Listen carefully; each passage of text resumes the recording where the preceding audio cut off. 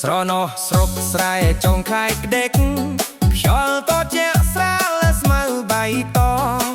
បងឈរចាំអូននៅគុំរោមស្រូវនឹកសង្សារចាស់នៅថ្ងៃកាលកន្លងស្រណោះខ្វៀលគោលេងជាមួយគ្នាសំលេងហៀមហូលាយទឹកស្ទឹងស្រាលស្រាវ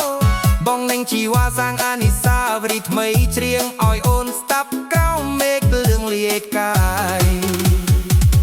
អូនយកទឹកណៅមួយបំពងញ៉ាញឹមពេលរំបងកុំដល់ពេលលាត្រីតងរំកាន់ដៃស្រក់កែវចរណៃរំលេងសប្បាយ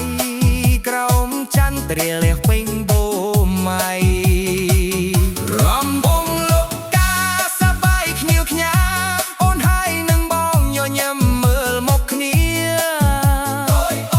រួចហើយបងនាំមានស្នេហ៍ស្នងទៅលេងបនម្ដងមើលគេរាំស្គរដៃ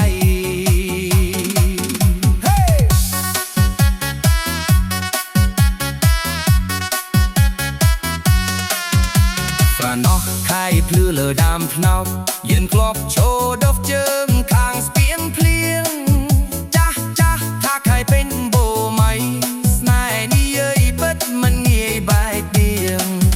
ពេលនោះបងនឹងស្រីកាន់ដៃទៅលេងរំបងចង់វត្តត្រាំងស្ទឹង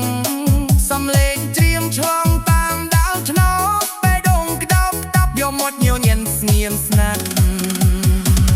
អូនយកទឹកណៅមួយបំពងញ៉ាញឹមពេលរំបងកុំដល់ពេលរាត្រីបងរំកាន់ដៃស្រកកែវចរណៃសប្បាយណាស់ព្រមលេងសប្បាយក្រោមចន្ទទារះពេញបូមៃរំបងលោកកាសប្បាយខ្ញៀវខ្ញាអូនហើយនឹងបងចង់ចិត្តកុំឲ្យរំលង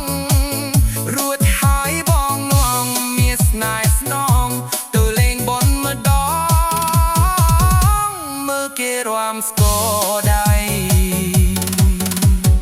រំបងទាំងប្រុសទាំងស្រីគ្រីពេកក្រៃសំលេងហៅលេងច្រាំងស្ទឹងក្រហមជ្រៃបនសន្យាថាឆ្នាំក្រោយយប់ខែ